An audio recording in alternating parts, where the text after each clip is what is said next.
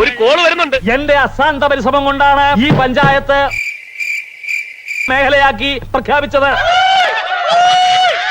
ഇന്നലെ ഉച്ച കഴിഞ്ഞ് കണ്ടില്ലല്ലോ. ഇന്നലെ ഉച്ച കഴിഞ്ഞ് ഒന്ന് നിക്കാൻ പറ്റണ അവസ്ഥയിലല്ലായിരുന്നു. നിലം തൊട്ടില്ലേ, ഓട്ടായിരുന്നു ഓട്ടം. എന്താ ഉണ്ടായിരുന്നു പറ വേല ഇതാ പറയാവേ. നഗരസഭയ്ക്ക് നേതൃത്വം കൊടുക്കുന്നതോട് പോരായ്മയാണ് ഞാൻ പറയുന്നില്ല, പക്ഷെ പോരായ്മയുണ്ടെന്നുള്ള ശബ്ദം ആരോ സംസാരിക്കുന്നത് പോലെ ചിലപ്പോൾ എനിക്ക് തോന്നുന്നതായിരിക്കും. താത്വികമായ ഒരു അവലോകനമാണ് ഞാൻ ഉദ്ദേശിക്കുന്നത്. ഞാൻ നിനക്ക് ശക്തമായിട്ട് കുറച്ച് ഉപദേശം തരാൻ പോവാ. എനിക്കാ അത് സ്മാർട്ട് സിറ്റി പദ്ധതിയുടെ ഭാഗമായിട്ട് കഴിഞ്ഞ കുറച്ച് വർഷമായിട്ട് നടത്തിക്കൊണ്ടിരിക്കുന്ന പ്രവർത്തനങ്ങൾ നമുക്ക് വേണ്ടത്ര വേഗതയോടുകൂടി നടപ്പിലാക്കാൻ സാധിക്കുന്നില്ലെന്നുള്ളൊരു പോരായ്മയാണ്. ഒടുവിൽ കുറ്റസമ്മതം നടത്തി അല്ലേ? ഉള്ളതോന്നോ അവൻ പിന്നെ കള്ളം പറയൂ. അക്രമം നടക്കുകയാണ്, എല്ലാവരും തയ്യാറായിക്കോളൂ, എന്നും സംഭവിക്കാം. തുടങ്ങിയിട്ടേ ഉള്ളൂ. നഗരത്തിന്റെ പല ഭാഗത്തും യാത്ര തന്നെ അസാധ്യമാക്കിക്കൊണ്ട് ഒരു പബ്ലിക് ന്യൂസൻസ് ആകാം.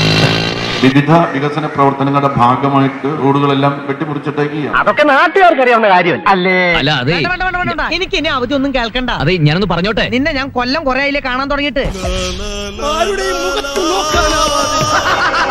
തോൽവി, വീണ്ടും തോൽവി. വർഷങ്ങളായിട്ട് യാത്രാ സൗകര്യം നിഷേധിക്കപ്പെട്ട ജനങ്ങൾ നമ്മുടെ നഗരത്തിനകത്ത് താമസിക്കും. ഇത് കണ്ടക ശനി കൊണ്ടേ പോകും. മനുഷ്യന്റെ ഒരു അവസ്ഥ എന്നല്ലാതെ എന്താ പറയാ. അമൃത് പദ്ധതിയുടെ ഭാഗമായി അന്ന് അത് അബദ്ധത്തിൽ പറഞ്ഞു പോയതല്ലേ എന്റെ വാസുണ്ണി. എത്ര ഗുരുതരമായിട്ടുള്ള അവസ്ഥയാണെന്ന് ഞാൻ പറയേണ്ട കാര്യം. മനസ്സിലാക്കി കളഞ്ഞ ഈ മാലയുടെ പകുതി ഭാഗം സ്വർണം പൂശാനുള്ള നയാ പൈസ എന്റെ കയ്യിലില്ല. ഇതുപോലെ പറ്റരുത്. തോൽവി, വീണ്ടും തോൽവി. 2, 3, 4 വർഷമായിട്ട് ജനങ്ങളെ തടവിലാക്കുന്നതായിട്ടുള്ള സഞ്ചരിക്കുന്നതെന്നും തടസ്സപ്പെടുത്തുന്നതായിട്ടുള്ള അവസ്ഥാവിശേഷം വരികയാണ്. തോൽവി, വീണ്ടും തോൽവി. ഇനി നാവ് പൊങ്ങില്ല, തുണി മാറ്റിക്കോളൂ. ചില പദ്ധതികൾ നമ്മൾ തുടങ്ങി, ആ പദ്ധതികൾ എവിടെയും എത്താതെ നിൽക്കുന്ന സാഹചര്യം. തുണി തിരിയിക്കോ. മോശമാംഗം കാണിച്ചു എന്ന മേയർ എന്ന് വിട്ടേക്കു, ഒരു സ്ത്രീ പറയുന്നതിനെ അത് 100% കള്ളമാണ് എന്ന് സ്ഥാപിക്കാൻ പറ്റുമോ യുവരാജ്? ഓക്കെ, നമുക്ക് കാര്യങ്ങളിലേക്ക് കടക്കാം. കേട്ട ഒരു ചേഷ്ട കാണിച്ച ഒരു പുരുഷനോട് ഒരു സ്ത്രീ അങ്ങനെ സംസാരിക്കുമോ അത്രയും മാന്യമായിട്ട്? അപ്പൊ ഇതിനകത്ത് എന്തോ ചുറ്റിക്കളി ഉണ്ടല്ലോ. എന്ത് ചുറ്റിക്കളി? ഒരു ചുറ്റിക്കളി ഇല്ലല്ലേ? ശരി, എന്റെ ഒരു കോമൺ സെൻസിൽ എനിക്കത് ഡൈജസ്റ്റ് ആവുന്നില്ല. അങ്ങനെ റിയാക്ട് ചെയ്യുമോ? മിണ്ടി പോകരുത്. എല്ലാ കുഴപ്പവും ഉണ്ടാക്കി വെച്ചിട്ട് എനിക്കൊരു തുള്ളി ഉറങ്ങാൻ പറ്റുന്നില്ല, ഒരിടത്ത് നിൽക്കാൻ പറ്റുന്നില്ല. സ്വാഭാവികമായിട്ട് ഒരു വൈകാരികമായിട്ട് റിയാക്ട് ചെയ്യേണ്ടതാണ്. എടാ, കക്കാൻ പഠിച്ചാൽ നിൽക്കാനും കൂടി പഠിക്കണം. അങ്ങനെയല്ല റിയാക്ട് ചെയ്യുന്നത് നമ്മൾ കാണുന്നത്. എന്റെ കാര്യം വലിയ കഷ്ടമാ, ഞാനിപ്പോ വഴിയാധാരമായി. ചേട്ടൻ ഒരുത്തനായ കാരണക്കാരൻ. ഒരു ഈഗോ വിഷയമായിട്ട് തുടങ്ങിയ വിഷയം ഇപ്പൊ അത് അവർ പറയുന്ന ഭാഗം ജയിക്കാൻ വേണ്ടിയിട്ട് വേറെ എവിടെയൊക്കെയോ പൊയ്ക്കൊണ്ടിരിക്കുകയാണ്. നിന്റെ അത്യാഗ്രഹം കണ്ടാ കിട്ടാനുള്ളതും കൂടെ കിട്ടാതെ പോയത്. ഈ പറയുന്ന നിരോധിത ഉൽപ്പന്നത്തിന്റെ കവർ എടുത്ത് അവർക്ക് നേരെയാണോ എറിയുക? അന്ന് അത് അബദ്ധത്തിൽ പറഞ്ഞു പോയതല്ലേ എന്റെ വാസുണ്ണി. സ്വാഭാവികമായിട്ട് അവർക്ക് അപ്പൊ തന്നെ കൈയോടെ പിടികൂടാൻ സാധിക്കില്ലായിരുന്നു. തീരുമാനമായല്ലോ. ഇവര് പിന്നീട് വളരെ വേഗമായിട്ടുള്ള ഒരു വീഡിയോ എടുത്ത് വെച്ചിട്ട് ഇതാണ് കളഞ്ഞത് എന്നൊക്കെ പറഞ്ഞിട്ട് ബഹളം ഉണ്ടാക്കേണ്ട കാര്യമുണ്ടോ? ഇല്ല. ഏതായാലും ഇങ്ങനെയൊക്കെ ആയി. നമ്മൾ തമ്മിൽ വർത്താനം പറഞ്ഞ് അങ്ങോട്ടും ഇങ്ങോട്ടും തെറ്റിയിട്ട് കാര്യമൊന്നുമില്ല. ഈ ഇതിനിടയ്ക്ക് എത്രയോ വണ്ടികൾ ഓടിയിട്ടുണ്ടാവും. വേറെ ഒരു വണ്ടിയെയും ഈ ബസ് ഇടിക്കാൻ പോയില്ലേ? ഇത് ഞാൻ വിശ്വസിക്കണല്ലേ? നടക്കട്ടെ നിന്റെ ചുറ്റിക്കളി. ലോജിക്കലി തോന്നുന്ന സംശയങ്ങളാണ്. വേറെ ഒരു വണ്ടിയെയും ഈ ബസ് ഇടിക്കാൻ പോയില്ലേ? സിറ്റിയിൽ മുഴുവൻ നമ്മുടെ ഈ സംസ്ഥാന സർക്കാർ തന്നെയല്ലേ AI ക്യാമറ ഉൾപ്പെടെയുള്ള ക്യാമറകൾ വെച്ചിരിക്കുന്നത്.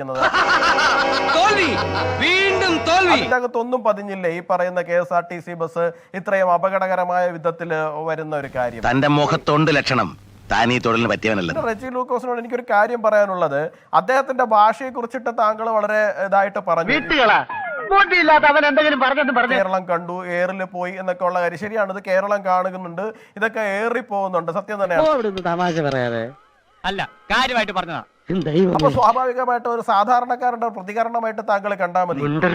എന്ത് പറഞ്ഞാലും മിണ്ടാതെന്ന് കേട്ടോളാം. ഈ ഗ്രാമീണ ഭാഷയും നാടൻ ഭാഷയൊക്കെ MM മണിക്ക് പിണറായി വിജയനും മാത്രമല്ലല്ലോ. ഒരു ശവങ്ങളും ടിപ്പുവിനെ പറ്റി പറയാൻ പാടില്ല. 715 രൂപ സാലറിയിൽ അല്ലെങ്കിൽ ദിവസവേതനത്തിൽ ജോലി ചെയ്യുന്ന ഒരു സാധാരണ ഡ്രൈവർക്കും പറ്റും. ശ്രീ റെജി ലൂക്കോസ് വെടിവെക്കുമെന്നോ ഒക്കെ വീമ്പിളക്കതല്ലേ ആക്കളവൻ. പക്ഷെ ഒരു വിഷയം ഉണ്ടായി കഴിയുമ്പോ ആ വിഷയത്തിൽ ഇല്ലാത്ത ആരോപണങ്ങൾ ഉണ്ടാക്കി പിടിച്ച് മനുഷ്യനെ കുറച്ചൊക്കെ ഒരു ഇതൊക്കെ വേണം. സപ്പോസ് എന്തെങ്കിലുമൊക്കെ വേണം. അതിന്റെ അകത്തേക്ക് ഈ പറയുന്ന എന്താണ് സ്ത്രീ പീഡനം ഉൾപ്പെടെയുള്ള കാര്യങ്ങളൊക്കെ കൊണ്ടുവരുന്നത് നിങ്ങളുടെ ഭാഗത്ത് മാത്രം കണ്ടിട്ടുള്ള ഒരു കാര്യമാണ്. ആ പറഞ്ഞ സംശയം എനിക്കുണ്ടായി. കാര്യം അത്രത്തോളം ഇമോഷണലി ഹർട്ടായ ഒരാളോട് അങ്ങനെ സംസാരിക്കാൻ കഴിയുമോ ചോദ്യമാണ്. പക്ഷേ അത് കോൾ റെക്കോർഡ് ചെയ്യാനാണെങ്കിലോ ഇവരത് നേരത്തെ സംശയം ഉണ്ടായിരുന്നു. എന്നിട്ട് നീ എന്താ നേരത്തെ പറഞ്ഞില്ല? അതെങ്ങനാ? ഇത്തരം കാര്യമൊക്കെ ഞാൻ പറഞ്ഞാ ഇവിടെ ആരെങ്കിലും വിശ്വസിക്കും? കോമൺ സെൻസ് ഉള്ള ഒരു മനുഷ്യന് ചിന്തിക്കാൻ കഴിയില്ല. അതായത് അപ്പുറത്തുള്ള ഒരാൾ ഫോൺ റെക്കോർഡ് ചെയ്യുന്നു എന്ന് ഇപ്പുറത്ത് സംസാരിക്കുന്ന ഒരു KSRTC ഡ്രൈവർക്ക് ബോധ്യം ഉണ്ടാവും. എന്റെ ഭാഗത്ത് തെറ്റുണ്ട്. റെജി ലൂക്കോസിനോട് ഞാനൊന്ന് ചോദിച്ചോളട്ടെ, ഈ യദു കാണിച്ചു എന്ന് പറയുന്ന ലൈംഗികാധിക്ഷേപം തീവ്രത കൂടിയതായിട്ട് വരുമോ തീവ്രത കുറഞ്ഞതായിട്ട് വരുമോ? നിങ്ങൾ സ്ത്രീത്വത്തിനെ കുറിച്ച് വലിയ വാദോരാതെ സംസാരിക്കുന്നത് കൊണ്ട് ഞാൻ ചോദിക്കുന്നതാണ്, കൂടുതൽ എന്നെ നാറ്റിക്കാൻ ഞാൻ കാണിച്ചു എന്ന് പറയുന്ന ലൈംഗിക ചേഷ്ട നിങ്ങളുടെ പാർട്ടി ഭാഷയിൽ തീവ്രത കൂടിയതായിട്ട് വരുമോ തീവ്രത കുറഞ്ഞതായിട്ട് വരുമോ? തന്തയില്ലാത്ത കൊച്ചിനെ ഉണ്ടാക്കി കൊടുക്കും എന്ന് സഹപ്രവർത്തകയോട് പറയുന്നത്, ഞാൻ ഒരു വ്യക്തിക്കെതിരെ സംസാരിക്കുന്നില്ല, ഒരു വ്യക്തിയുടെ പേര് പറയുന്നില്ല. ചൊട്ടയിലെ ശീലം ചുടല പക്ഷെ ഞാൻ ചോദിക്കുന്നതാണ്, അങ്ങനെ പറയുന്നത് ലൈംഗികാധിക്ഷേപമായിട്ട് വരുമോ അതോ ലൈംഗികാധിക്ഷേപം അല്ലാതെ വരുമോ? RDPയുടെ തൊലി ഇരിക്കുകയാണ് ഉത്തമ. സഹിക്കല്ലാതെ എന്ത് ചെയ്യാം? അപ്പൊ നിങ്ങള് മറ്റുള്ളവരെ ആളെ പൊട്ടനാക്കുന്ന രീതിയിൽ സംസാരിക്കരുത്. മുതലും പലിശ ചേർത്ത് ഒരു പൂവെടുത്ത് ചെവിയിൽ വെച്ചിട്ട് റോഡിൽ കൂടി ഒന്ന് ഓടിയാലോ എന്ന് ആലോചിച്ചിരിക്കുകയാണ് ഞാൻ. എന്തൊക്കെ ബഹളങ്ങളായിരുന്നു. എത്രയൊക്കെ ചർച്ച ചെയ്താലും ഹരിചന്ദ്രനായി പെരുങ്കള്ളിയായും തുടരും എന്ന കാര്യത്തിൽ ഒരു തർക്കവും വേണ്ട. എന്തോ കുത്തി പറയുന്ന പോലെ എനിക്ക് ഫീൽ ചെയ്യുന്നുണ്ട് കേട്ടോ. കുത്തിയില്ലല്ലോ, കുത്താൻ പോണല്ലേ ഉള്ളൂ. നഗരമാതാവും അവരുടെ ഭർത്താവ് കൂടിയായ ബാലുശ്ശേരി MLA സച്ചിൻ ദേവും ഉൾപ്പെടെ അവരുടെ കുടുംബാംഗങ്ങൾ സഞ്ചരിച്ച വാഹനവുമായി ബന്ധപ്പെട്ട് തർക്കമുണ്ടാകും.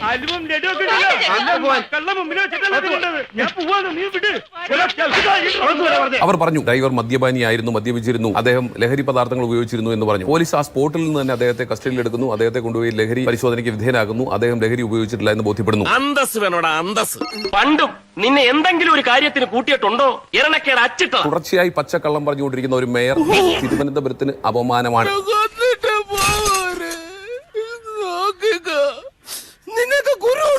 മേയറുടെ ഭർത്താവ് അതിക്രമിച്ച ആ വാഹനത്തിൽ കയറി. ഇവർക്ക് എന്ത് അവകാശമാണ് ബസ് തടഞ്ഞു നിർത്താൻ?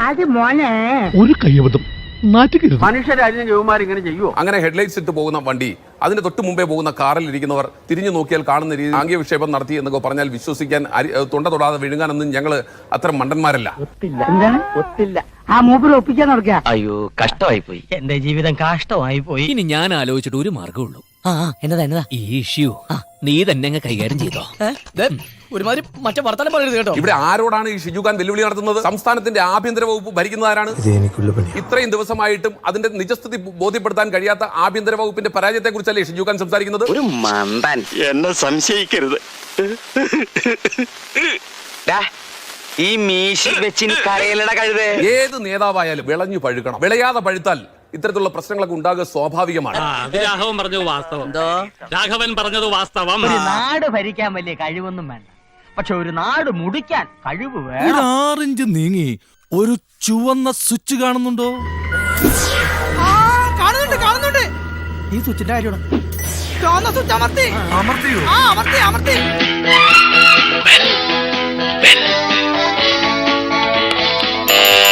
Thank you.